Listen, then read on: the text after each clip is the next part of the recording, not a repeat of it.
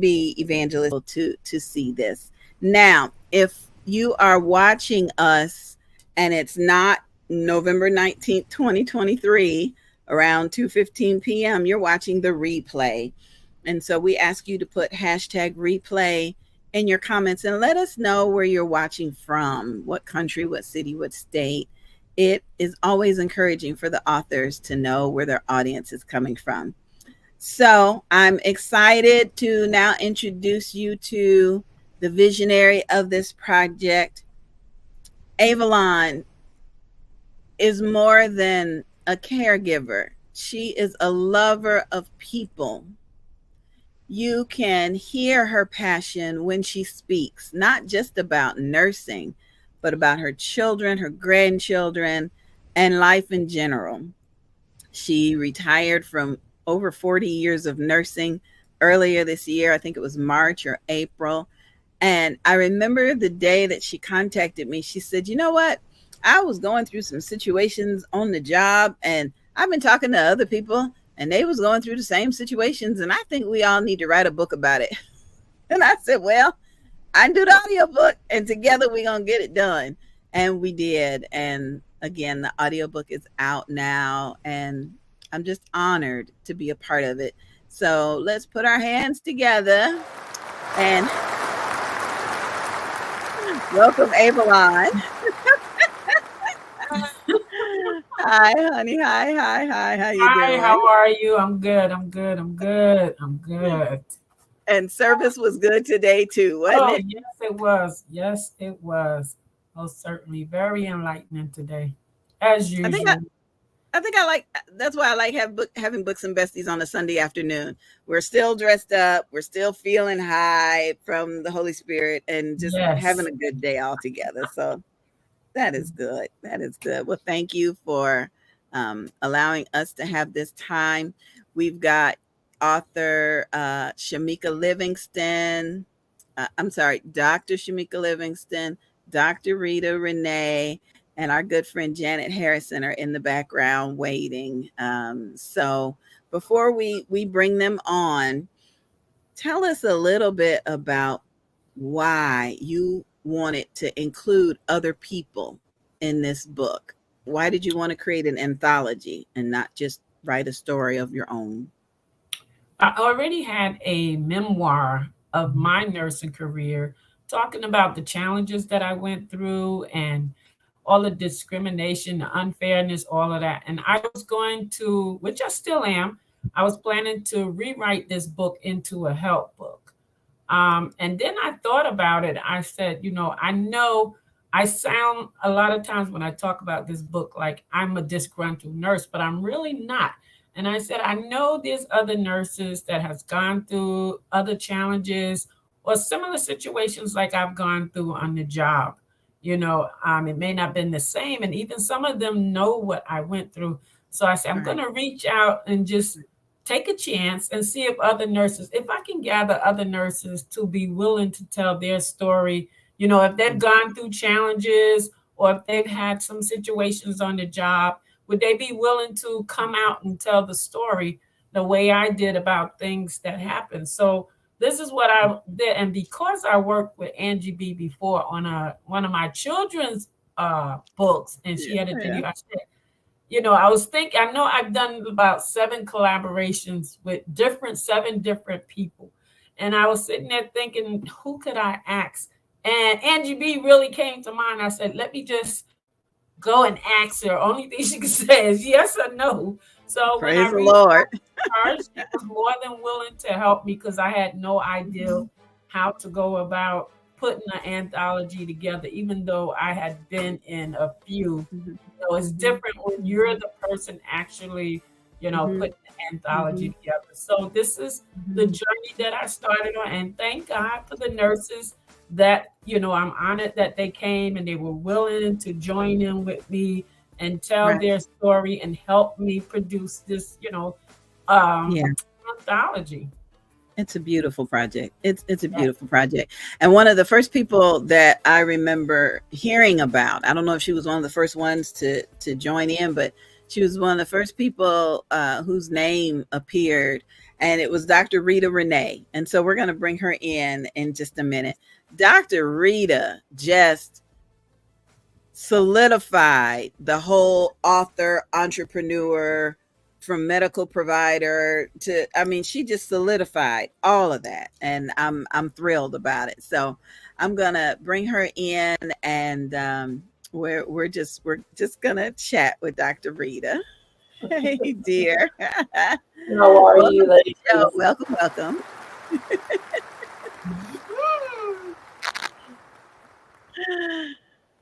Welcome, Dr. Rita, the ultimate powerhouse coach. Thank you so much for having me. Wonderful. Thank you for being here. Tell us a little bit about your nursing career, your medical career.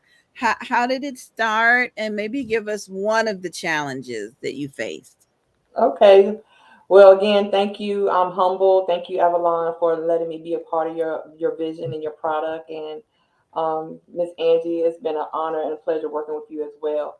So I actually started off as a medical assistant. I actually started off a medical assistant.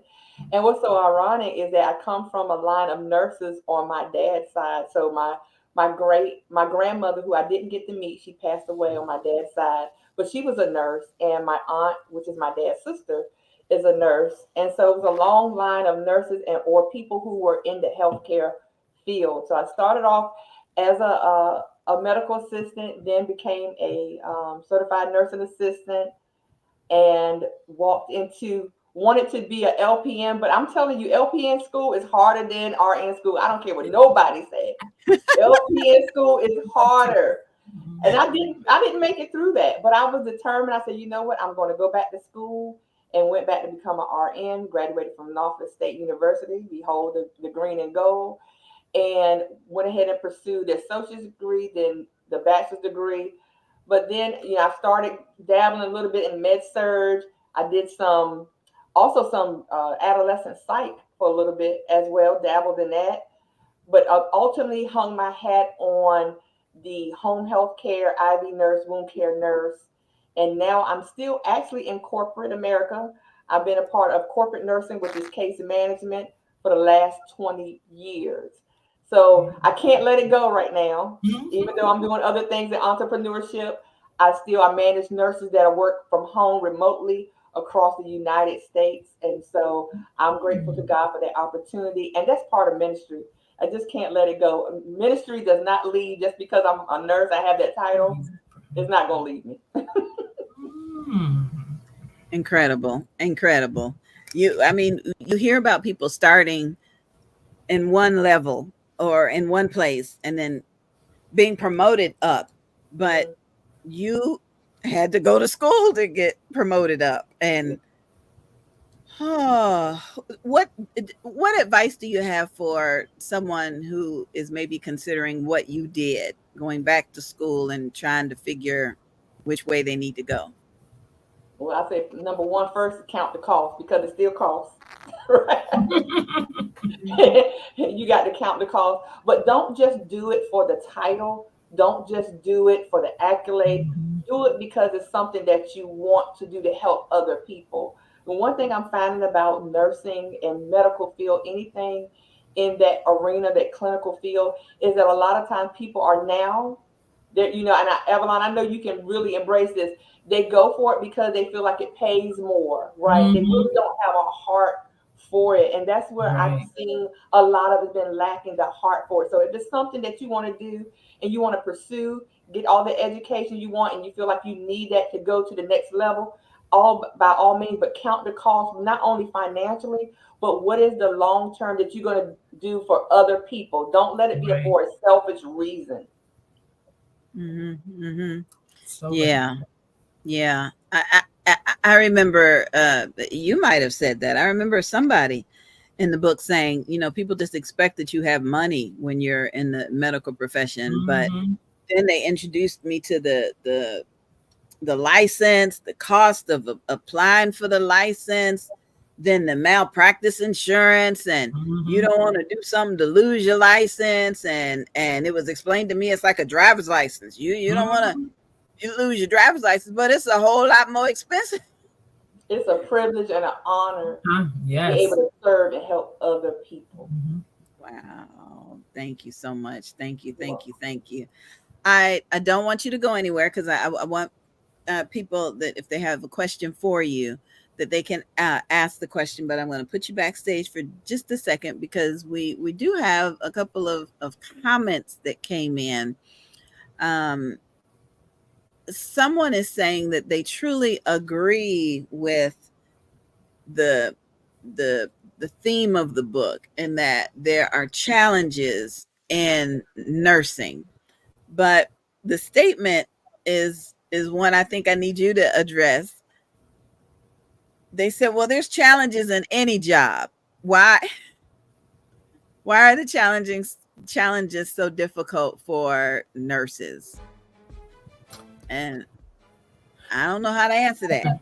Okay, what we didn't say, we're not saying that our challenge is different from any other job. Yes, there are challenges in other jobs, but because we are nurses and people think that we just go to work, we're taking care of our patients, we're passing out medication, they don't know the things that go on behind taking care of patients. So because we're nurses, we're talking about our challenges, how we dealt with it, how we overcame them, and why we stayed in nursing, why there are a lot of nurses that's leaving the profession. So that's why, we didn't say it's any different from any other job. Yes, there's challenges in all professions, but because we're nurses, we're talking about our challenges. Yeah.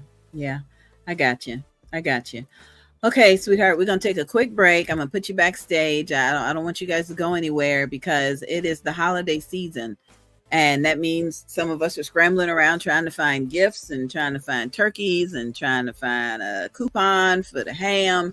But there are still some people that need help with other things. So, got a couple of messages for each of you, and then we'll be right back with more of Books and Besties. Heavenly Hands.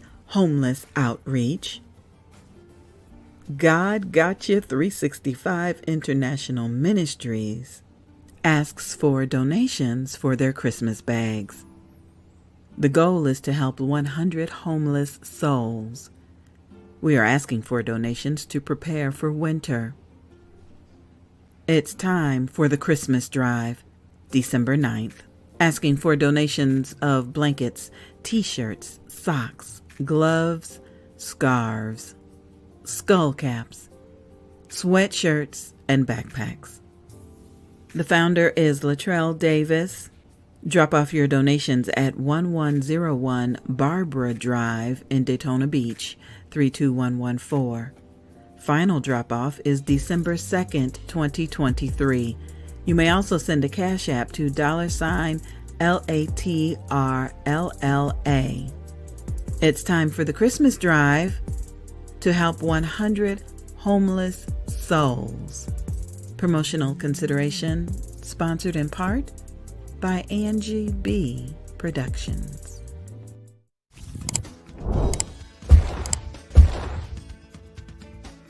Hi, my name is Celeste Fox. Christmas Day this year, we will all be wearing our One Nation Under God in support of unity, coming together as one, as brothers and sisters should be. And I ask you to support this cause in love and unity.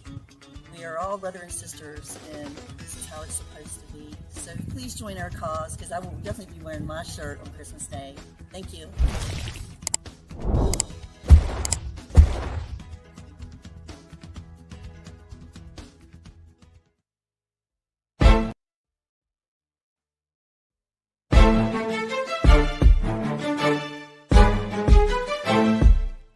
Hi, this is author Avalon S. Brown. I am the visionary of this project. Recently, I've been speaking to different nurses who have been expressing and voicing their challenges and their frustration while working in the field. So I decided to reach out to different nurses from different specialties and bring them together to create a book so that they can write about their experiences, their challenges, their frustrations that they experienced in nursing and how they overcame them and why those challenges did not make them quit. This is going to be a very important book for the next generation of nurses, because they can see that they are not alone out there. The nurses before you have gone through these same type of challenges, these same frustration, but they never allowed it to make them quit, because nursing is their passion. And this is what we want you to know. Keep your passion. Never let them make you quit. Audiobook produced and promoted by Angie B. Productions. Hey everybody, it's me, the Queen Bee Evangelist Angie B, and you are watching the quarterly episode of Books and Besties. This is our virtual book fair, and we are thrilled to have authors from this anthology here to join us. Thank you, Marita. I see your message, and that's fine, no problem. We're glad that you've joined us, and we're just honored to be able to share more. I'm going to bring back the visionary of this project so that she can get ready to welcome your next co-author. I know we're going to bring back Dr. Rita in a little bit, but Dr. Shamika, can you tell me something about Dr. Shamika before we bring her on camera? Well, I met Dr. Shamika through her anthology that she was doing called Women in Nursing. Right. And when I put out the flyer, she decided to join in so that, to tell her story. And I was honored because I know, I'm in her anthology. So she agreed to come in mine. So I met her through Facebook, actually. Yeah. Mm-hmm. And that is wonderful. And Dr. Rita says she loves her some Dr. Shamika. So we're going to bring Dr. Shamika in right now so we can all say hi to her. Hi, dear. Hi. Hi, I'm Evangelist Angie B. and Author Avalon S. Thank you for having me today. Normally don't do these type of things. I'm always nervous. Don't be. It's just us. It's just us. We just chatting. And I get so excited every time I see, because I follow you on Facebook. So every time I see a new post, it's like, look at Dr. Shamika. She's doing her thing. Look at so. Thank you for joining us. Thank you. Mm-hmm.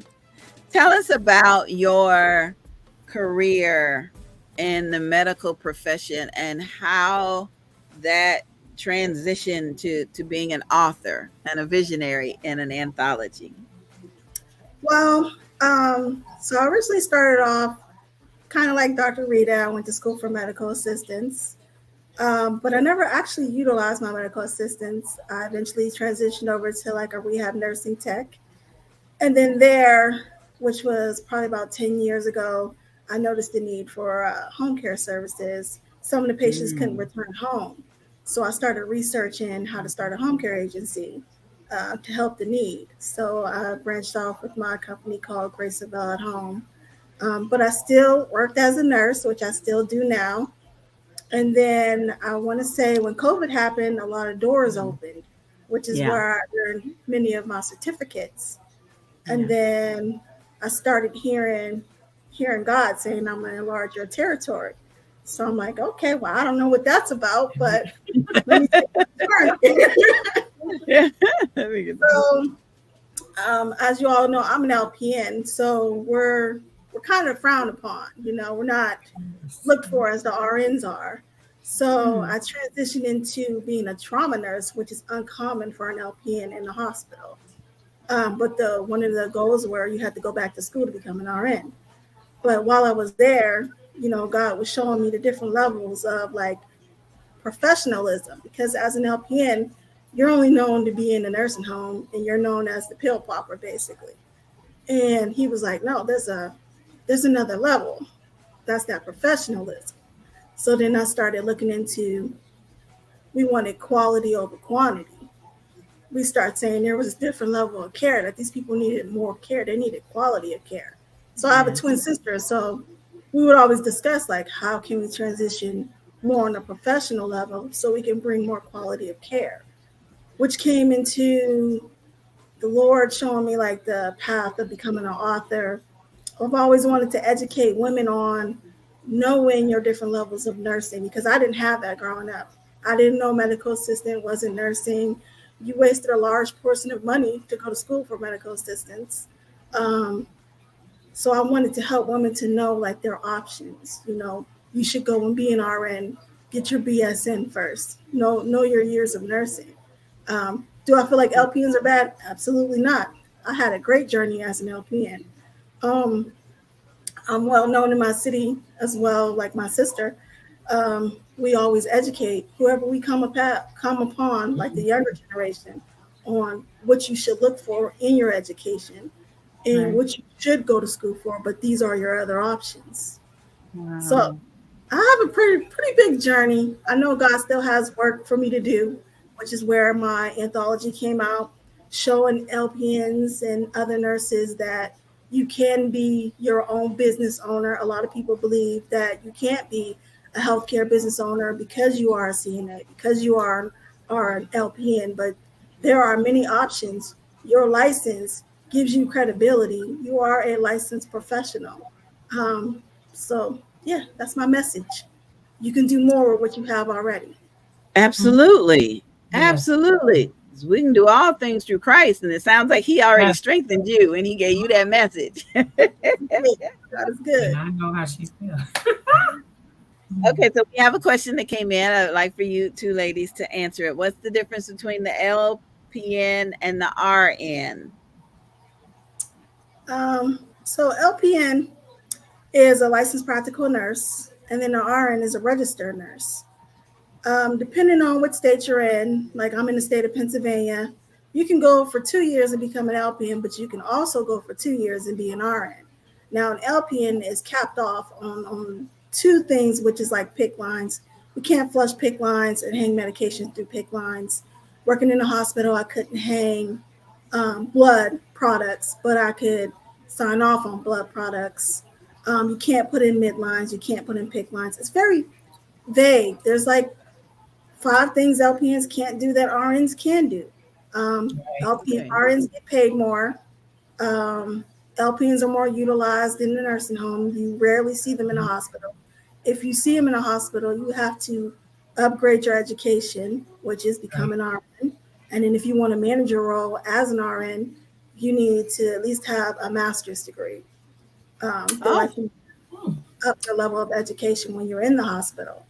I will Right. wow. say the hospital has definitely changed my perspective on nursing, which is the Hmm. professionalism. We are all professionals in the healthcare Yes. industry. And I want to just, say something about that because I started as an LPN back in the 80s.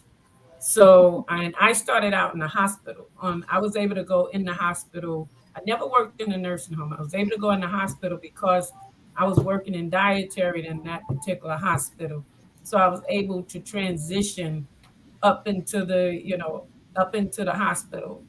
And it took a little minute and it took some doing, but I was able to get up there and see. I was lucky enough that I ended up on a unit, although, they had to. Back then, I was a young girl, so I was mouthy. So I got moved to every floor in the hospital before, because as she said, the LPN works under the RN, and some of them get a little pushy, and some of them, I happened to come into the time when the hospital was importing a lot of foreigners. So I came into my hospital that I was working in. They housed them, they brought them over on a contract type of thing. So this was like a new culture for me because I grew up in the ghetto, the black area, and this was a new culture. So they didn't know how to deal with me as an LPN. I guess they weren't used to LPNs in their country. So it was a lot of trying to push me around, although it didn't work. But Wow. basically, I end up on the floor with two nurses who pretty much showed me how to do everything, let me do a lot of stuff. Matter of fact, in that hospital, I was the one who actually changed the way they utilized the LPNs in the hospital. Although in the hospital that I was in, because there's about 5 or 6 Black nurses in that whole hospital, they would never give me that credit. But I was the one who showed them how to utilize the LPNs because, like she said, they just had us pushing pills. And I changed the whole program where I had them, it was 26 patients, split the floor. We can all do everything. I did everything that the RN did, except for, like she said, hang the IV meds, which is unusual. So it depends on who you're working with, who you're under. Although the supervisor would always come in and say, we have a nurse and an LPN. That's how they would address me. So, but like she said, we are nurses, we have our license. And after they found out what I did for my unit, they started floating me around the hospital to show the other units how to utilize the LPN on the floor. Now, like she said, the RN, when I went into dialysis, I had my associate degree.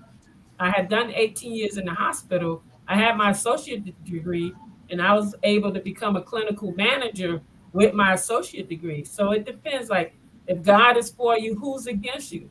So it all depends Right. on your life, what's over your life. Because, like she said, most of the time, if you want to be a manager, they expect a master's. Well, here I am. I had an associate degree. I didn't go for my bachelor's degree until I was 60 years old. And then I went back into the hospital as an infection control nurse. So, it all depends on your life and who you working under, who you working with, where you are working based on your Right. titles. Right. I agree. Now, Shamika, somebody else has a question for you. How do you start? Uh, how did how did you start your company, your business? How did you start your business? My company was such a journey because I was a rehab nursing tech, which is basically like a CNA. So I thought that I had to go to school to become a nurse to open up a home care agency. So I went back to school to become a nurse. But God has his way of doing things. Mm-hmm. So I went back and earned my LPN. And then I started studying. Actually, God has a way of opening up doors. So the door wasn't open yet. Even though I studied how to open it, I felt like I had to go back to school. So it took me 2 years to complete my LPN degree. And then I went back to working. I ended up working because I had kids in between the time. So I ended up working. And then I had a friend come to me wanting to start a home care agency. And my sister had told her that I had researched it. But that was really God saying, like, it's your time. It's time to open it. So that journey that I have to go into my testimony because you asked, but that journey that God took me on was he furnished my entire building. I didn't have to pay for nothing. I didn't even have the money for my rental space, but I went and looked anyway. I didn't have a vehicle. I was walking. I looked in the window and I said, man, I wish this building was for rent. It's right around the corner from the house. Wow. The next day I walked down the street, it said for rent. So then I said, okay, I'm going to call anyway, even though I don't have the money until next week. And I wanted it to be under like $300. So the guy said, I have the rental space. It's available for $250. And I won't be back for 2 weeks, which means that gave me enough time to get the money for it. So that was my vision of like, okay, Lord, I see what you, that's my walk you want me to take. Wow. Meanwhile, God always gives you what you ask for and what you need. I didn't have a car, but I felt like I was being tugged to go get a car too. So I'm like, I feel like I got to go get a car. So I go to a car lot. I ended up getting a car, but my license plate says King James Version, basically, KJV. So I knew that was the walk that God wanted me to take. So message is just listen. When God is tugging you and pulling you and telling you to open up a business or this is a journey he wants you to take, you got to move where he wants you to move. Right. That is for sure. Read your rules and regulations per your state. You have to you have to get your business license first. Read your rules and regulations depending on what you want to start, and then transition that way. I do recommend a business coach because I had a lot of error when I started my company. So I recommend everybody needs a coach. Everybody needs a coach. They didn't have coaches back then when I started. There's coaches for everything now. I would recommend getting a business coach. Speaking of coach, isn't Dr. Rita a coach? She is. Dr. Rita, we're bringing you back in. Well, she talked you up, dear. Okay, so that was one of our next questions. What does a business coach do? Well, So, that's a good question. A lot of people don't want to hear the answer that I usually give because a business coach tell you what you need to hear versus what you want to hear. They bring things into reality. They help you focus and make sure that you're, a lot of times we want to do stuff, but is it profitable? But is it beneficial not only for yourself but for your target audience? So we kind of make sure that you're having the foundational work. First of all, like Dr. Shamika said, you got to know your target audience. You got to know the areas that you're servicing. You got to know the cost of everything. I mean, all of these things come into existence. It's cute. A lot of us, we think we have businesses, but we have hobbies, That's right? right. So the business coach would help you decipher between the two. Now, a lot of us think we're going to make money right away, but we know as a business, the first 5 years kind of rough. So yeah, the business coach is there is to make sure that you have clarity on your vision, and so that not only is the vision becomes a reality. That's what a successful business coach will help you do. Make sure that your vision comes to reality. okay, I'm glad you defined that because the question actually was, why do you need a business coach when you already went to school to learn to get your. So you just answered both of that. Yes, you guys have gone to school to learn how to do what you got to do medically, Mhm. but Dr. Rita comes in to teach you how to not bankrupt your business because you're trying to pay yourself before you pay everybody else, and Sometimes we can license. be so close to the vision that we don't see the blind spots that are around us, right? Dr.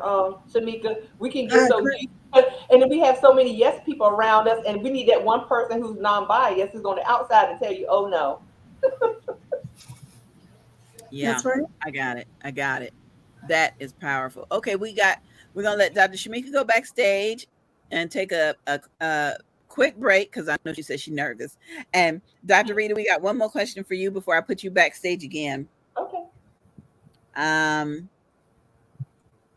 why be in an anthology? Why share your story? You know what? This is the first time I was actually in an anthology, and I'm so honored that I got the opportunity to do this. Because one of the things on a basic practical level, if never been an author, this gets your feet wet, right? That helps Yes. you with your belief, and Yes. you're not going through the process alone. You have all these Mhm. beautiful people that you're connected with, and to be honest, it's cost effective. Oh Let's say yes. it's cost effective. Yes. Yes. Mhm. It's Yes. cost effective, right?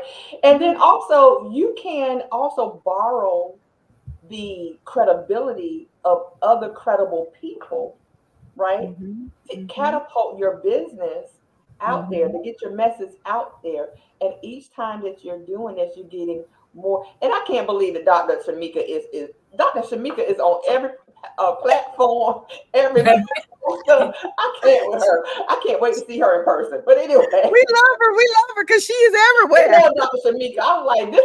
I mean, these young people. I'm gonna say young. These young people help. They're keeping us on our feet. Miss Avalon. Yes, They just keep us. yes, they are. They're keeping us young on the evangelists.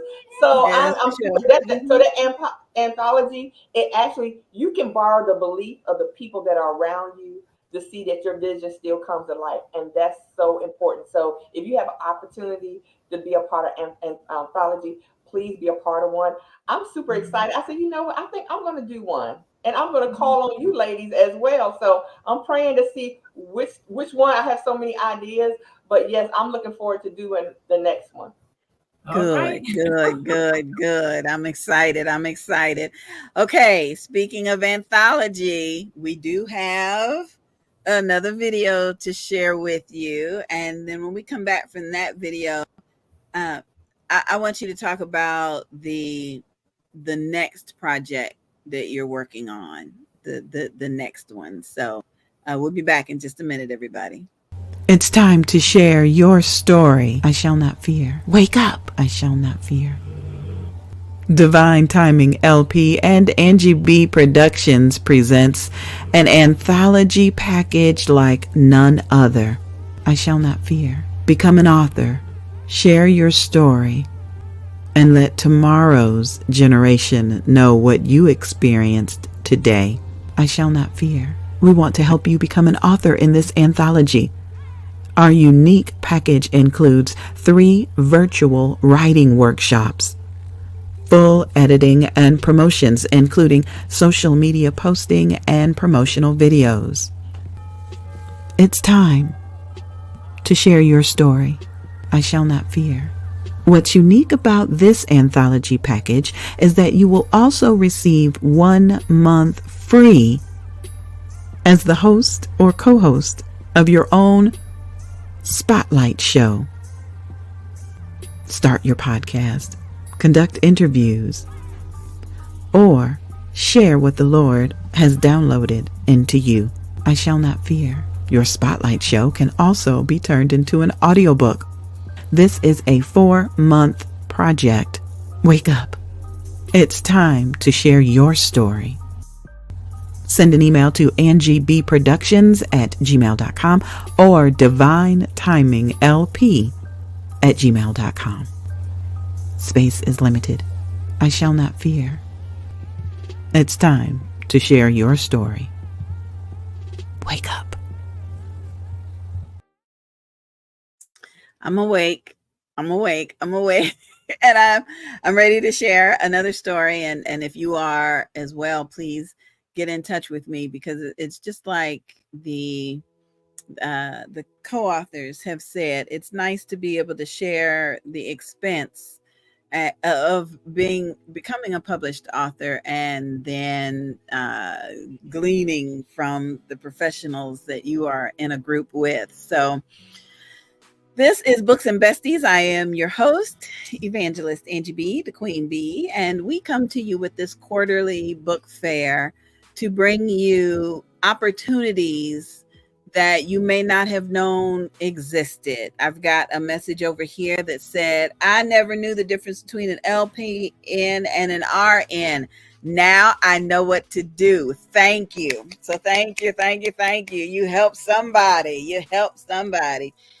And someone else said that they heard just a part of that prayer in the beginning. And can I play it again because it sounded familiar? Well, yeah, it sounded familiar to me when I first saw it. And I was like, what is this? And it almost feels like a serenity prayer, but just for nurses. So we're going to pray that we're going to play this one again, a prayer for our healthcare nurses. And then we're going to be back with our visionary so she can tell us about new projects that are coming up. A prayer for our healthcare providers by Pastor Mary Hope, founder of It's All About Jesus and Me, the teaching ministry, St. Augustine, Florida, and 40 plus years as a nurse. Dear God, the maker of us all, please keep our minds and desires to bless and care for our patients and ourselves. Keep us in the correct knowledge and abilities of nursing, and free of negligence and adverse negative results and legal problems. Bless our hands and our eyes to touch and see our patients as people, not as a number. Give us the love commission to minister to all their needs, the ability to comfort them, and remind them of your promises. Be the light in their darkness and the peace in their confusion. Amen. Audiobook produced by Angie B Productions and narrated by me, The Queen Bee. Evangelist Angie B.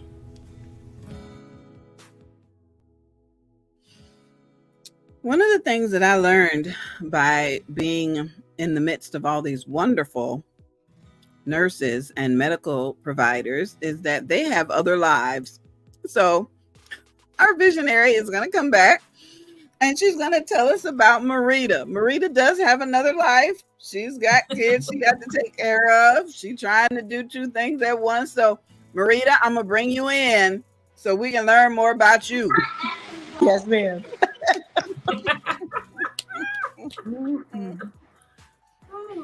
Who's going first, me or Avalon? I'm going to tell them about. I met Marita back in 1999 when I started working in dialysis. She was the charge nurse there. And I could say, dialysis is not easy in the beginning to learn. But then Marita was so patient with me. She told me just hang in there. And over the years, we just became closer and closer. She's a beautiful soul. I mean, we're almost like sisters now. We stay in contact. I love her. She loved me. And we're just always right there, leaning on each other, keeping each other lifted up. And, I just love Marita. She is so smart. I said, this is one smart lady. And, Marita is an excellent nurse. When it comes to nursing, Marita is an excellent nurse. So I learned so much from her in dialysis, and I went on in the next 6 months from being there to become a charge nurse myself at that. And I was a charge nurse until I left there in 2019. Wow. There you go, Marita. Some applause for Marita. I love it. Marita, why dialysis? What got you in that field? Well, I started off in the nursing home, which I knew when I had to give one person 20 medications and flush the peg line, I knew that wasn't the job for me, because I wanted to be able to care for people and teach them how to care for themselves so that they can live abundance of a quality life.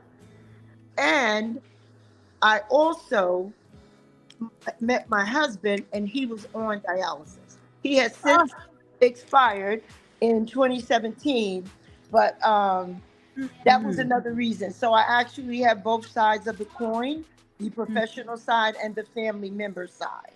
Yeah.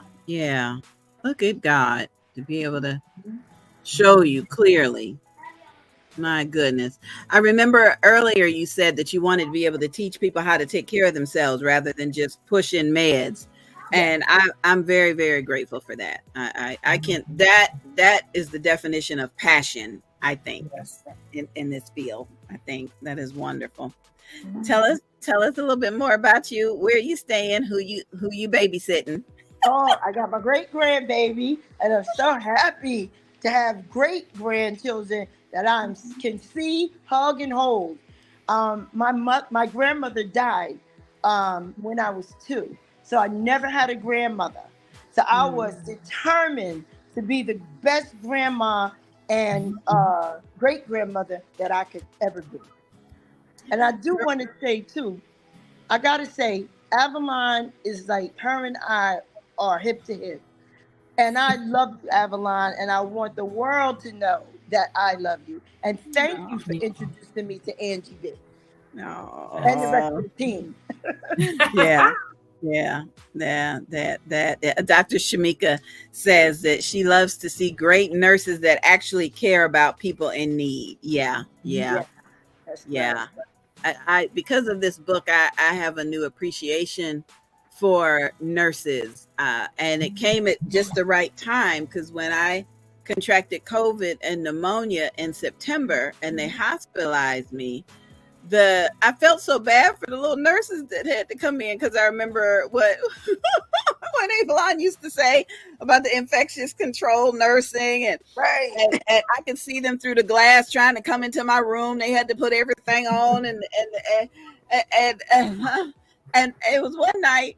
The nurse, sweet little thing, she looked at me and she said, "Do you need anything else?" I said, "No, I'm good. You go take a break." And as soon as she got out and took everything off, one of them monitors started beeping. I didn't have a heart to call her to tell her to come back in. I just said, "Jesus, fix it." So about 30 minutes later, she come getting dressed again. She's like, "How come you didn't page me?" I was like, "Girl, you need a break." So I can sleep through anything, including them beep beeps. So that you guys help me to really appreciate what nurses have to go through. And I am grateful. So listen, we got a question for you, great grandma. Yes. Would you encourage your children or grandchildren to go into this medical field? That is such a good question, because I have. My daughter is a patient care technician for dialysis. I got her trained. My granddaughter, who I'm babysitting, the great grand, she is also a dialysis technician. And my daughter's father, I also got him trained, because each one teach one. And now he's a dialysis technician. My granddaughter just enrolled into nursing school and then found out she was pregnant. So we got a little delay, but it's all good. It's all God. That is good. That is good. That is good. That makes a big difference. I want to try to get some of these comments in. Dr. Rita says, "What a legacy! What a legacy! That is wonderful, Dr. Rita. That is wonderful." And Dr. Rita also wants you to break off some of them beautiful plants and send them to her. Yes, North Carolina. Your plants saying things. They're saying things. I love my plants. They're everywhere over here. Wow. That is beautiful. Beautiful, beautiful. Have you had a chance to meet Dr. Rita or Dr. Shamika? I know we've all chatted in the group, but okay, I'm gonna bring them in, Dr. Rita, so that you can meet your co-author. There's Dr. Shamika, so y'all can meet each other. And we've got Janet coming up in just a little bit, Janet Harrison. But I wanted you guys to get a chance to meet first, because your stories felt relative to me. They felt like, wow, maybe if somebody had told me how great a career would have been in nursing, I would have done something differently. You know, I was born in 65. So in school, they said you need to be a secretary or a nurse or, so I went the secretary route. You guys really encouraged me. And I thank you for that. Dr. Shamika, you look like you got something to say on your mind. Go ahead and share. No, I don't have anything on my mind. I just like to hear and know that there are still great nurses out there. And that there still can possibly be quality of care, because it has definitely declined since COVID. Yes, it has. Yeah, definitely. Yeah. Can I add a comment to that, Ms. Angie? Oh yeah, come on.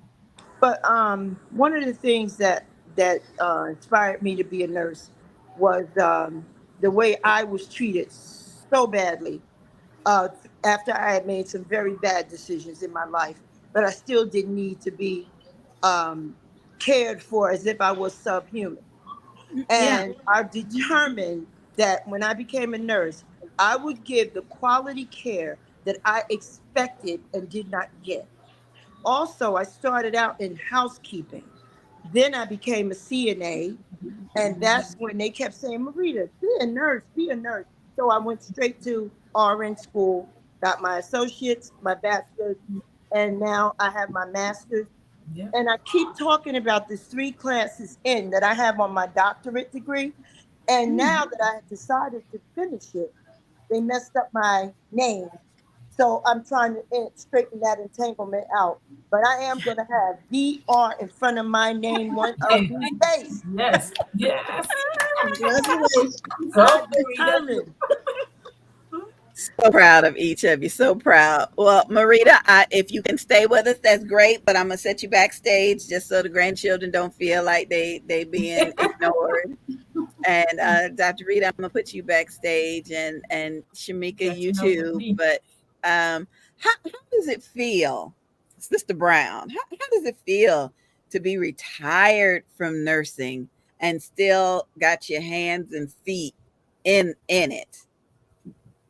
It feels great because of the 42, the 42 years that I was in nursing. Like, I really worked hard. But it was like I'm always clashing with management, and I can't, and it's not that I was doing anything. I worked hard. I made sure I got my work. I was a very organized person. And it was just something there. I could not even, I guess it was the spirit in them.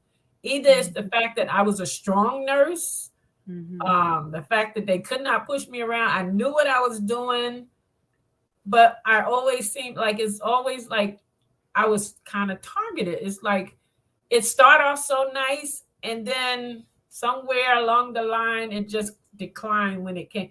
I never really had a lot of problems with my coworkers. It always seemed like management. So it feels great to be retired and not have to go in and deal with that type of thing or the challenges that are my I would say my situation and my experiences was beyond challenges. Sometimes it's just downright unfairness for some reason, and that's why I wrote my first book, because I was like, people need to know, that some of us nurses go through these things. Even as hard as we working, we're still coming in, we're doing our job, but you're still on our backs. And I think it's just the people. Sometimes they put people in management who don't have the skills, or are people persons in management because they don't have anybody else and they need somebody in that position. And these people really don't have the skills or trained to be managers. Before I became a clinical manager, the company sent me away to Boston for a week of training how to be a manager, how to be a clinical manager, everything you had to do, how to deal with your staff. But now they're just putting people in place who don't have these skills, and they don't know how to talk. Like my last manager, just, I don't know, she's just miserable. She don't know how to talk to anyone. She just talk. She just Any old kind of way. people, yeah. Or either she's, if she reprimands somebody, she reprimand them in front of us or the rest of the staff. That's not management. So, I'm glad to be away from that. I'm glad to be able to relax and focus on being a full-time author now, learning what an author really is. So, I've been taking those kind of trainings now to learn how to really be an author, not just because I was just writing my books for hobby, especially my children book, because like Marita, I have like seven grandchildren, 3 great-grandchildren. So I was just writing children books in order for them to they were the characters. They are the characters in my children books after my memoir. And then I did a spiritual, and I started getting into different anthologies, depending on the topic. So, I mean, this is, it's good to be just like not having to get up at 5 o'clock in the morning if I don't feel like it. I still wake up. My body still wake up, but I don't have to get up. That's the good thing about it. Well, Dr. Rita said that those managers were intimidated, and Dr. Shamika agrees that they're just placing people in those roles because of, what. And so I would hate for a passionate medical provider to leave the profession because of challenging management. Yes. Challenging management. I ran across an article this morning that was talking about those things. I don't know, I posted it on Facebook because this is happening. People are leaving. And like they said, 65% of the bullies are bosses, with all this bullying of nursing, and 43% of nurses are being bullied. I know my daughter's a nurse, and she's always coming home with some story. She work in the nursing homes, and she do agency nurse. And she kept telling me about this friend who come in, she's on orientation, a new nurse, but because of the way they're treating her on the floor, she's coming home crying every day. You know, this isn't the way it should be. It really shouldn't. I am grateful to have been able to be a part of this book. I not only have a better appreciation of nurses, but I went back and looked at some of my relatives and I got a better appreciation for them. My stepmom in Detroit, she's the pastor's head nurse. Now I know that don't hold a candle to what y'all doing, but I see the passion in her to run the nurses board, to help them be trained and to help them learn. And then I went back and did some research on the Visiting Nurses Association of America, based out of Michigan. My grandmother, who was born in 1928, 26, 20, oh Lord, don't get me. Yeah, I was 20 something. She was a member of the Visiting Nurses Association. And it was as a child, I didn't know what it meant. You know, grandmama is with the nursing associate. What does that mean? What does that mean? But it was in both of them. It was their passion to help people without the training that you guys had that has led them to do what they're doing. So, listen, we got a couple of snippets of audiobook that I want to play from some of the other authors that are here. And when we get back, we'll hear a little bit from Janet. We'll be back. Todd R. Bacote, MSN, RN. Todd Rutledge Bacote, MSN, RN, is a full-time professor at Trinitas School of Nursing in Elizabeth, New Jersey, and an adjunct professor at Muhlenberg School of Nursing in Plainfield, New Jersey. He was born and raised in the Bronx, New York, aka the Boogie Down Bronx. He is a graduate of the illustrious Hampton University, class of 1992, aka the Home by the Sea. He received his associate degree in science nursing from Union County College with a diploma in nursing from Muhlenberg School of Nursing in 2013 and a Master's of Science Nursing in 2018 from Keene University. Now that was one of the things about this project that really got to me. There's so much dedication placed on continuing your education that I'm thrilled. I'm thrilled about that. Got another excerpt for you guys to listen to. Winston Murray, B.A., R.N. Winston Murray, B.A., R.N., is a graduate of Rutgers University in New Brunswick, New Jersey, where he earned his B.A. in economics and finance. He later earned a degree in nursing from the Christ Hospital School of Nursing in Jersey City, New Jersey. Wow. Mr. Murray completed his PICC certification in 1996 and has substantial experience in both PICC and midline insertions. Okay, you know, we got questions about the terms, the medical terms, PICC, and then so that the question came in: how do y'all keep track of everything you have to do over a 12-hour shift? Y'all be working some long hours. I think with me, I think what you have to do is you have to be organized. You have to prioritize. You have to learn how to do that. And it depends on the individual. And I was the type of person where I can, I had, you know, you get your own system. That's what it is. You get your system. You have notes with you. You know, you have your clipboard. You know what you need to do. And you get a system. That, I mean, with me, that's how I work. I had a system. I'm an organized person. Sometimes my coworkers say, "You too organized. You got a folder for this, a folder for that." Because I'm the type of person, when I need to go to something, I want to be able to put my hand on it. I don't want to Hands have on to it. look.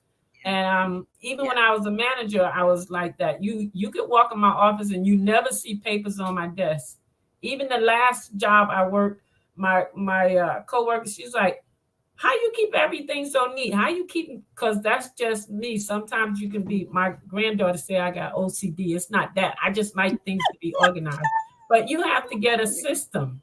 You Yeah. have to make your own system. You have to be, know what to prioritize, and you just got to stay on top of what you're doing. You keep your little notepad with you. Keep your little clipboard with you. Well, back then, when I was in hospital, I always had my little clipboard. They probably used their phones and everything else now. Tablets and everything else. Yeah, Yeah. but Yeah. we didn't have all that modern stuff. I think I even left the hospital the first time. I was there for 18 years. They hadn't even started with the PCA pump, the pain management pump. They didn't even have that yet. We had to get up every 4 hours and shoot that Demerol and give them that needle. So I left just as all these modern things were coming in. But for me, it was good experience, because then if something break down, I knew how to improvise. Yeah. Yeah.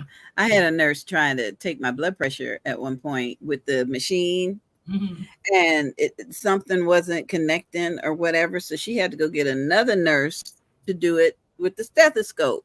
Yeah. And she said, "I know how to do it. It's just so much easier to do." And I'm like, "Okay, well, let's get it done." Those All right. don't work on me either. It's time to talk to Janet Harrison, because her story was powerful. And I love the way you guys met again. So, hey, Janet, how you doing, girl? How you doing?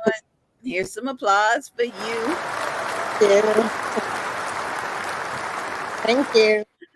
I'm excited to have you, because the three of us have had a chance to really talk during this project and talk about other passions. So tell us about you, where you stay, what you do, and why you decided to be in this project.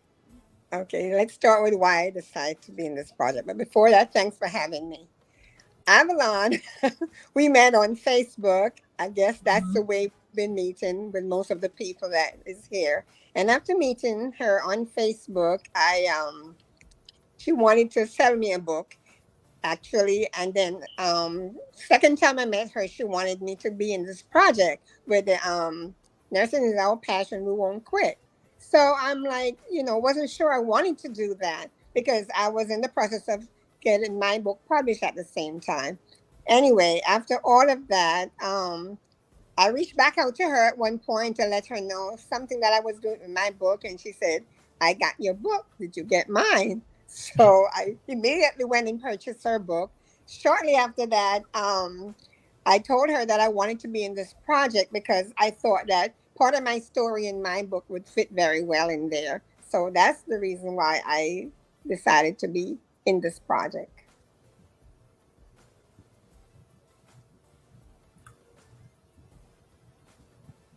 I'm so sorry. The phone was ringing, and somebody asked, "Do you have any men that are nurses?" So there we go. I guess that's our next question. Yes, we do have some men that are in this profession. 3 men, yes. Yep. Why don't you tell us a little bit about their input in this project? There is 3 men that's also in this book. Two of them I work with I met in dialysis. I actually trained them in dialysis. Winston and Todd, I met in dialysis, and then Curtis, I met him in when I went back to the hospital as an infection control nurse. That's when I met him. But they also have some powerful stories because, like I said, I never really thought about what the men went through in nursing because, you basically work around a lot of women, but there are a lot of male nurses out there that's working. don't too many of them work the floors. A lot of them like the ICU emergency room. They like that busy part of nursing, those specialty Wow. areas. You find a lot of men in those areas. Wow. Janet, what is your favorite part of what you do? Well, for me, taking care of the babies, especially drug exposed babies, that was my favorite part in nursing. But to back up, most of my stories about the struggle to get into nursing. It really was a struggle climbing from the nurse's aid to a master's degree. And in between that, a whole lot of different issues, especially sickness that completely stopped my career. And that's how I started to think about being an author. But during Mm, the entire time while I was in college doing my bachelor's degree and my master's degree, I did a lot of research on these drug exposed babies. And it was really touching to see that the moms would have places to go, rehabilitation center, but there was no real care in any place set up for these babies. They just mm, either been taken care of by their parents or put in mm, foster home. And I was thinking after graduating from my master's degree that I was going to establish something to take care of that. And during that research, I found there was only one place. I can't remember the name of the place where it's at, but there's only one place that actually take care of these babies, because most of these babies are kept into the ICU in the hospital or something like that. They and then they're mixed with the other children, and they need that special care after the way how because of the way how these babies are. They will be screaming and crying because of the drug when they're trying to get rid of it from their system. So, having the mom going to rehabilitation is okay, but telling them that while they're pregnant or teaching them why they shouldn't be taking the drug in the first place, I believe is what they need to be taught, because they are doing more harm than good. I have a picture mm, in my thing. I think I got it from one of those health place, and it's like a bottle of pills that someone is giving to a baby. And this is what they actually do when they do all of these drugs and give it to the baby. They are giving because the baby take everything from them from birth. So therefore, they are really damaging their own children at that time, at that stage. mm, Tragic, tragic. I appreciate knowing that because it contributes to your passion. You are in it Please because don't you're go in there. passionate about it. And I am so grateful for that. I truly am. Did you get a chance to meet Shamika and Rita, your co-authors? We're gonna bring them in for a minute. See them. And Yeah. Dr. Shamika, have you found and there? Yep, see, there's Janet. Oh, and there's Dr. Rita. Has anybody else found Dr. Rita or Dr. Shamika? Have you found the type of situations in your areas like Janet described of the drug addicted babies and their withdrawal and Oh yeah. So I used to be before I shifted over into nursing.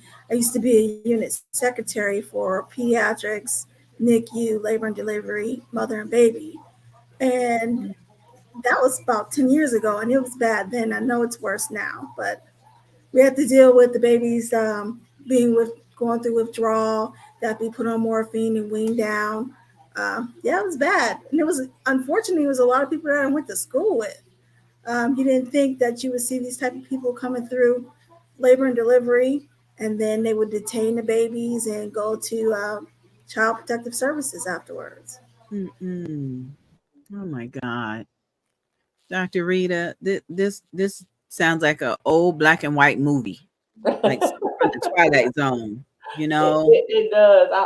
I'm grateful that I didn't do a lot in the NICU area except for my rotation for nursing, but I saw the extreme in adolescent psych, how these babies can develop mental issues and Yes. behavioral issues, and so I saw a lot of that, and you'd be so surprised that it's so prevalent in our communities as well. we look at other communities and we think, oh, that's their community. No, in our communities too, Yes. it definitely is prevalent. We just have a statement, and Avalon, I'm gonna bring you on. We just had a statement that came across, and unfortunately, I hope I'm not sharing any horrible news, but CNN has reported that we have lost Rosalind Carter today. She passed at the age of 96. And when I first started sharing with people that the Carters were going into hospice care, people all across the world, that responded to me said, well, what does that mean? Does that mean they're going tomorrow or the next day? And I remember there was one nurse on my timeline that said, what it means is we come in and truly take care of them. And so would anyone like to respond to that statement about how nurses really do come in to take care of? Well, I mean, I've never worked in that area, but my brother was on hospice. So there was a nurse that came in and he, educated the family, made sure we had everything that we needed. She made constant visits all the time. So it's like, when you're on hospice, you're pretty much able to live at home. Well, you could do the hospital at home, but we chose to allow my brother to stay home because he had lung cancer and he had small cell carcinoma, which he only lasted for like 8 months once he was diagnosed. So he didn't go to the hospital. Way he ended up in the hospital. He had a seizure right in front of us. We were all having a day that we were enjoying, and he started seizing. And he was by the time he got to the hospital, he already had like 4 or 5 tumors in his brain. So I would take him to treatment every day, but the treatments wasn't really working. It was, going rapid. And so we decided to put him on hospice. He was about 55 then? Yeah. We put him on hospice. And like I said, the nurse came in. She gave, anything we needed. She was right there. If we needed something, if the doctor, she gave us all the numbers we need. And they come in and they really take care of that patient. They pay attention to that patient. They focus on anything the family need. And she was very supportive. They're very supportive throughout the whole time until the end of their life. And even when he passed, she came that day, because you have to notify them. She came in that day that he also passed. Janet, do you have anything you'd like to add to the hospice or even the Actually, transitioning of Mrs. yeah, Carter? I'm sorry. Oh, go ahead. I'm listening. Yeah, I was gonna say actually, as Evelyn just said, hospice is really the final care that the patient is receiving, and that's the reason why they put everything out to give that patient. I recall my own mom just before she passed away when the doctor told us that there was nothing else they could do and they were going to put her in hospice. And I remember my mom that day when I told her, she said she's not going anywhere. And that morning, when I was on my way for that meeting for her to go in the hospice, the nurse called me. But this is something that really bothered me. The nurse called me. She did not. And as a nurse, I know you're supposed to ask the person, what are you doing? And find out, if they're in a stable mind before you give a news. The nurse calling me. My daughter was in the car with me. I'm driving on my way to the hospital. And here's the nurse telling me, your mom just passed away. I'm like, oh my God, that was really like shocking and devastating. And as a nurse, we have to be mindful how we speak to, because they know that their parents or the loved one was going to go in the first place. But how you address the situation, you have to consider the person behind that phone, if they're not in the hospital and see this happen. You have to consider their feeling, because if it wasn't God, I probably would have crashed. I had to pull over and Ah, really there. So yes. oh, that is tragic. That is absolutely tragic. I know we've got two more questions that have come in. I'm going to do my best to get to them, but I I definitely want to hear about the writing process for each of you. How was it to was it difficult getting your story out, written, typed up? What were some of the challenges you were able to overcome to have your story included in this project? Dr. Rita, I saw you smiling. Would you like to respond to that first? Sure. Thank you for the question. I really did not have any challenges getting the story out. And I think it was because it was something that I didn't really talk about and I was ready to talk about it. So it was like a timely thing for me to be able to discuss it. And I know that the story is going to be beneficial for those who have had challenges with people. And sometimes we have to be cautious of our responses because a lot of people are watching us, right? Number one, you can't react to everything because a lot of things, people are looking at your credibility. Are you as strong? Are you a good leader? And sometimes our response can kind of defute everything. It can tear down our testimony, right? So that's some of a little snippet. You get the book, you can hear more about get the audio book. You hear more about my testimony and my story. But yeah, I was ready to talk about it. So thank you again, Avalon, for the opportunity. You're welcome. Was it good time? Good Yes. time. What about you, Dr. Shamika? You have any issues? I did actually. So I knew I wanted to participate in the anthology because Avalon had participated in my anthology.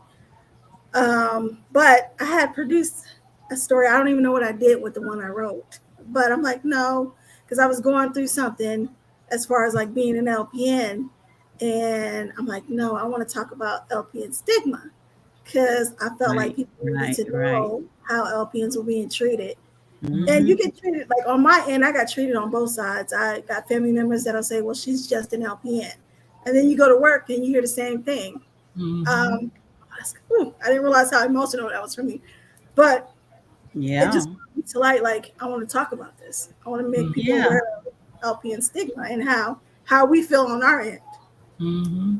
So, yes, Avalon, I thank you for allowing me to be in your anthology, for allowing me to put that story out there because there are many LPNs out here that have the same story. Mm-hmm. And it's so tragic. That's like putting down the mailman or the Yes. trash Yes. people. Uh, what we gonna be without them? What we gonna Yes. be without LPNs? What? Yes. How you gonna look? Okay, never mind. That's just And me. I can't. now the hospitals are seeing that since all these nurses are leaving, they're bringing the LP. I know in this area, they're bringing the LPNs back in the hospitals. They are. Mm, So I left the hospital when I was in NICU. I was going through nursing school for LPN, and then they were getting rid. They got rid of the LPN position, so I had to leave Yes, when I they finished sure nursing. did. I remember coming into the hospital one night. I had passed my RN exam. 6 months later, the LPNs, everybody came to work that night. They gave them a pink slip that night and said that they were no longer using LPNs. They had no notice. That was the first notice they had when they came in. Mm, oh no, that is a mess. That is a mess.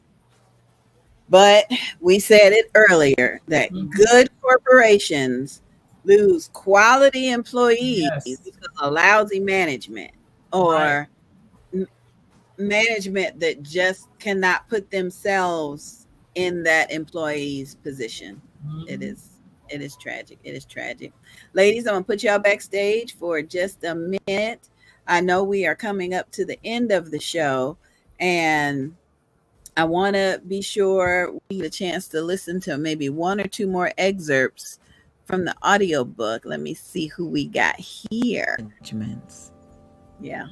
If you are reading this ebook or flipping the pages of this soft cover book or listening to the audiobook, we invite you to thank the following supporters. Each of them recognized the importance of investing in this project, Mm-hmm. and many are sharing and distributing copies of this book to prospective medical nursing students. Please contact them, offer your thoughts about what you have learned, and on our behalf, thank them for their financial support. Without them, this book may not have been printed.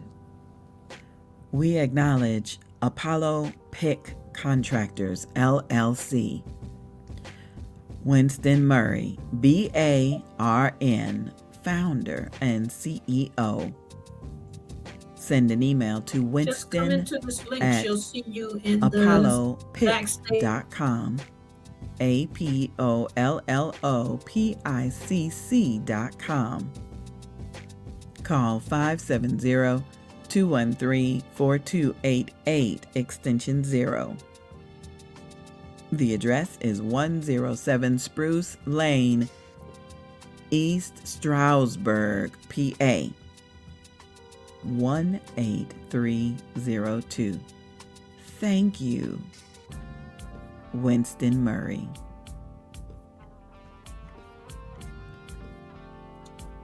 We want to thank Clark Medical Services, board certified internal medicine. 2 locations, 636 Bayway Avenue, Elizabeth, New Jersey, 07202. Call 909-994-1900. Second location, 135 Bloomfield Avenue, Suite K, Bloomfield, New Jersey, 07003.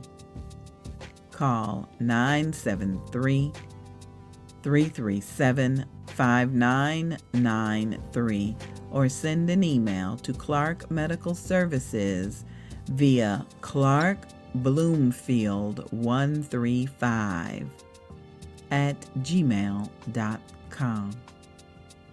Thank you very much, Clark Medical Services. Special thanks to Crossroads of Life Christian Bookstore, now celebrating 47 years in business and ministry.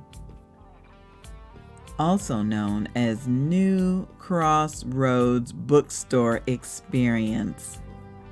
Minister Patricia Williams, CEO. Visit the website at crossroadsoflife.net or call 973-923-3410.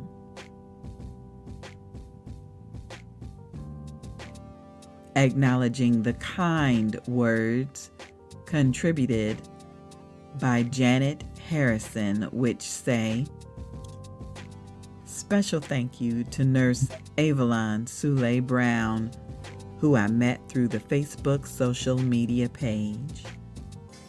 At that time, she introduced me to her upcoming anthology, which consisted of a group of nurses expressing their challenges on how they overcame. I was taken back by her tenacious spirit, which reminded me of myself. I joined with her in this awesome project and also got a copy of her book. I am so pleased to come to know Avalon because I soon came to realize that she has a great deal of experience in the nursing field and as an author with knowledge of this book business. I call it divine intervention. I must also thank Angie B. Productions for the generous support that I received since I became a part of this project. I do appreciate your generous effort to bring this nursing issue to the forefront. I am very grateful to be working with this team of nurses that participate to make this a successful project Thank you all. Signed by Janet Harrison. Website janetharrisonauthor.com. Acknowledging Grace Avail at Home LLC. We avail in your healthcare needs. Home care, CPR and first aid training, healthcare training, diagnostic services, housing, transportation.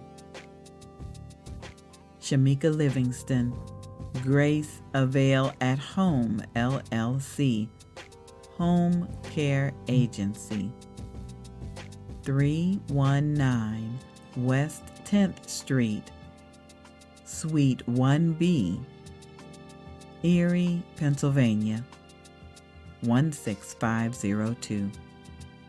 For more information, call 1-800-240-3087. We also acknowledge Dr. Rita Renee, financial professional, international speaker, author, and book/relationship coach. Call 919-390-0314. Send an email to info@drritarenee.com. Visit drritarenee.com, drritarenee.com,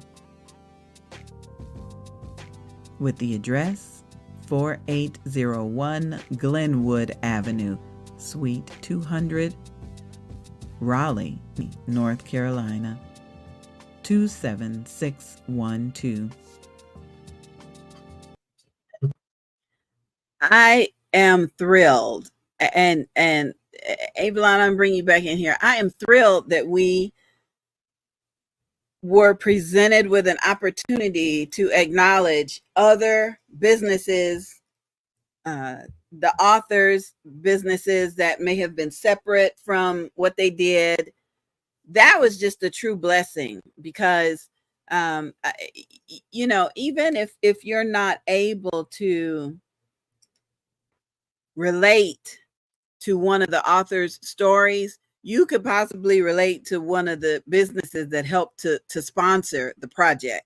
So yeah, that was good. That was good. Thank you for inviting those entrepreneurs and those medical providers the opportunity to be a part of the audiobook. Thank you. Mm-hmm. All right, before we get out of here, and I know we got a couple more we got a couple more things that we want to share with everybody. Avalon, tell me about the next project you got coming up. Volume 2. Oh, wait. Let me undo your microphone. I think I muted you a bit ago. There you go. Okay. Tell us about this one. Okay. This project came about because I was actually talking to Winston, who is part of this anthology here. And we was just having a discussion about work and working as nurse, because he's still out there working. And somehow, we were talking about when we worked in dialysis and stuff. So I happened to make this comment, being funny. And I was like, well, you men don't have to worry about the same thing that us women working in nurses, because, the managers always laughing and grinning with y'all, or they don't talk to you the way they talk to us. I never hear them raising their voices at you. They're always coming to you so sweet and stuff when they want something done. And he was like really offended. He's like, excuse me. I know you didn't just make that comment. And he was like, you don't think about what we have to go through. You don't think about when, I have to go in and do a full assessment on a female and I feel like I need an escort with me because of something. You don't think about when I have to insert a Foley catheter in a female, the ramifications that may come behind that. You don't look at that. And then I got to thinking, I was like, you know what? You're right. I Yeah. never looked at it from your perspective of what the male. I never even think about that because I don't, I'm always seeing the manager so happy with you as if, you don't do nothing wrong. So it got me to thinking that, okay, maybe I need to contact some male nurses and allow them to tell their story and how they feel about working in the field of nursing that's been predominantly female, what they go through, what their experiences is. So now I'm reaching out to male nurses. Even if I just get 5, I will be happy because I do have at least 2 or 3 stories already. So it's like this is going to be volume 2, a chance for them to tell exactly how they feel working as a male nurse. Well, I'm bringing in Dr. Rita and Dr. Shamika and Janet because as we close out the show, I want you guys to share your input. Do you see that men in your profession have it harder or easier, or what do you think, Dr. Rita? I was just, thinking about, the sexual harassment. I think is Yeah. just as bad on the male side as well. But even coming up the ranks now, because I have a male that's on my team of case managers, and I'm very careful as a woman to make sure I do not demasculine the males that are on my team and still show them respect, equal respect as I do the females. Sometimes, and this is a whole new thing, sometimes as women, we get to that level, we feel like we have to be more masculine now. Yeah. And we have to Yeah. be rough. We use that, Yeah. lose that femininity that Yeah. God has graced us with, and we don't have to. And Right. so just to have that respect and allow the men to have a voice as well, I think is very important. I I don't know about Avalon, but that statement right there should be the preface for volume 2, or at least the information on the back book cover, because you're looking at it from a management point of view and Right. trying not to that is powerful. That's Write it up powerful. for me. We're Yeah. gonna let Rita write that. Yeah, we're gonna read it right way, or else I I'll just do it take the for you, train. sis. I will do it for you. Yes, Yes, thank you, yes. thank you. Shamika, we Jan- have you on the back of this, the first one. yes, we Yes, do. We thank you. quoted you. Yes. Yeah. Yep, yep. And we have had a time with that back cover, trying not to lose the essence of what Shamika Mhm. has, said. And so every time I read it, it's like, wow, she gets it. She gets it. What do you think about men in the nursing profession, Shamika, or even in the entrepreneurial profession, in the medical profession? Have you had any good run-ins or? Oh, men unfortunately are always targets. You have Really? on the patient side, resident side, depending on what facility you're in. The women don't want a male care aide. They don't want a Well, male nurse coming in their room, and they would yeah. say, I Hmm. prefer a woman." And then I feel like sometimes the male healthcare workers can abuse that because then they'll say, "Well, she refused because she wanted Mhm. a male work. Goes She both wanted a female ways. worker." Yes. Yeah, so it Mhm. goes both ways, unfortunately. And the And manager. then you have your team of nurses, the bullies, that they will find anything for on a man's side that he did wrong. Anything they Mhm. can find, they'll say he did it wrong. Oh, oh, so sad. Yeah, So sad. Well, I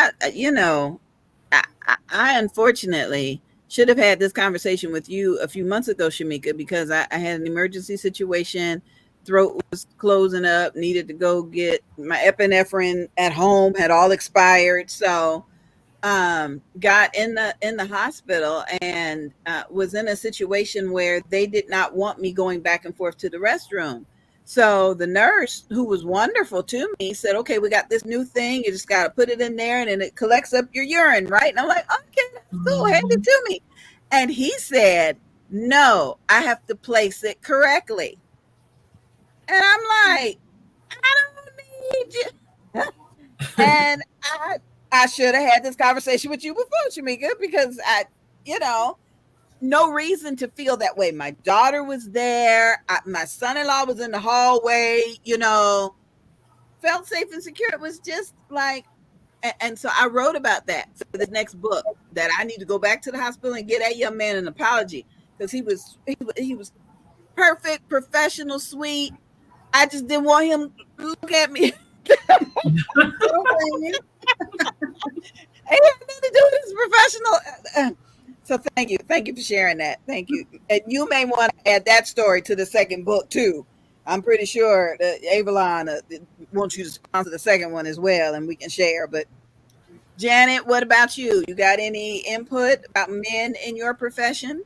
Yes, actually, when I was in nursing, I remember in med surge, as a female nurse, a lot of times when the male nurse come in, like for instance, I need help with something, and the male nurse would come in with me.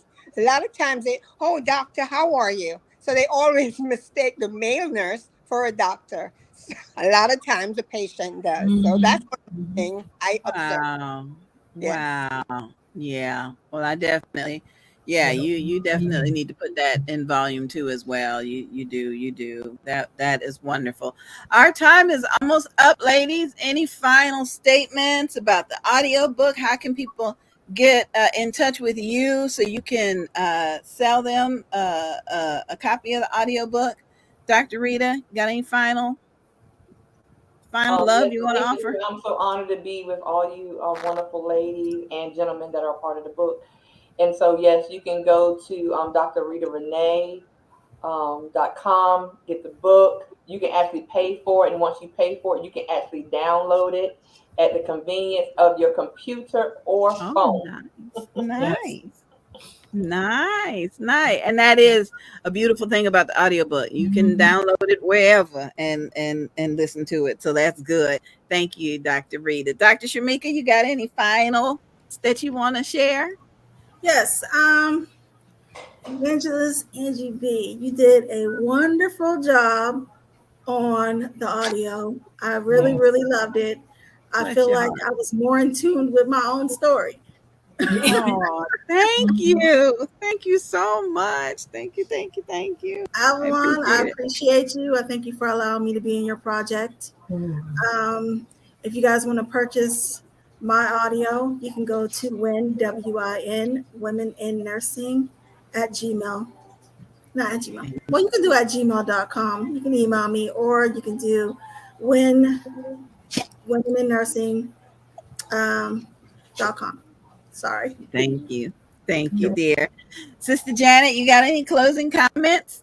Yes, I do. Actually, I'll be having the audiobook on my email. That's Janet Harrison Author at gmail.com. And I also wanted to just briefly say that I have a new book also, which most of my information that was in this audiobook came from that book. So it wasn't so much of a struggle to do it. Okay. And that is Okay. Memoir to My Children, How I Got Over. The website that you could get that on. Well, it's all over, but Janet Harrison .com, and that's the website. Wonderful. I'm so happy. Ladies, thank you so much for joining me and my bestie. Even my wonder dog has come in to participate in the interview. Atlas is now in here. I But wanted this to ask them to put their information in the chat so that people oh can see it. Are they yeah, still that's there? good. Yep. If you can put your information in the chat, then I'll scroll it down at the bottom. And I don't know if you were here when I made the announcement. We're gonna produce this episode as an audiobook that everyone will be able to have and share and sell. And I think that's definitely help enlarge the territories as we reach more people with this interview. I didn't realize how popular podcasts were to those 20-year-olds. Folks that are a little bit younger. So now that I know they do like to listen, they do like to participate, then we can go ahead and teach them something new, teach them something new. But I'm looking forward to working on this next book with you. I truly am. I do want to announce that, we're still having some mental health crises going on right now. We don't want to feel like we're alone in anything that we do. So we do have a ministry partner that is accepting new telehealth clients.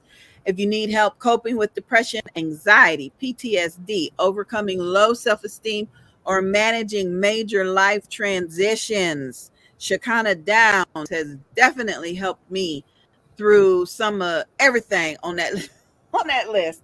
And so please contact her for a free consultation. The number is 386-385-4483. That's 386-385-4483.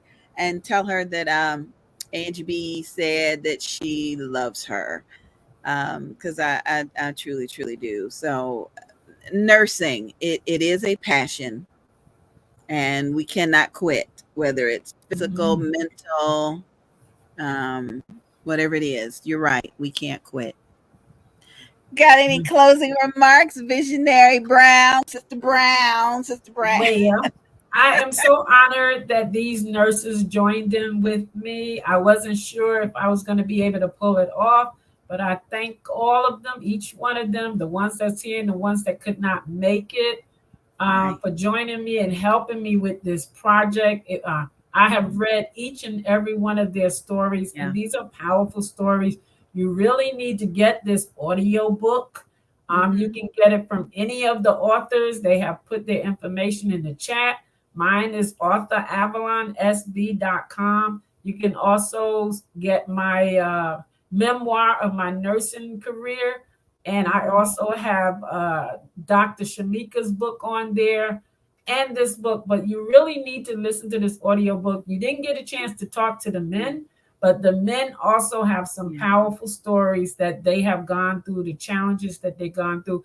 I am just so grateful for Angie B helping me out with this. I mean, I have enjoyed doing this. This is my first anthology that I'm the visionary on, and I enjoyed this. So I hope you take the time, listen to it. It's $10. Like she said, we can download to you right away.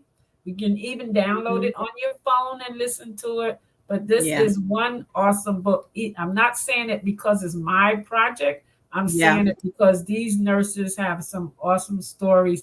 And I feel grateful that I'm not the only one that has gone through this and kept my passion, kept my resilience, and kept moving, because I have not been in nursing for management. I've been in nursing for the patients, so that I can take care of someone, give them quality care, help the next nurse. We're hoping too that this book, the goal is to help the next generation of nurses. So I hope some of them get a chance to hear this book, read the book. The paperback will be out soon, but I want everyone to listen to this audiobook. This is such a great book. It came out. Sounds good. Wonderful. Thank you, Angie. Beautiful. Thank you. Love you, love you, love you. If it's the Lord's will, we'll all get back together again soon, dear. Talk to you later. All right. Thank you.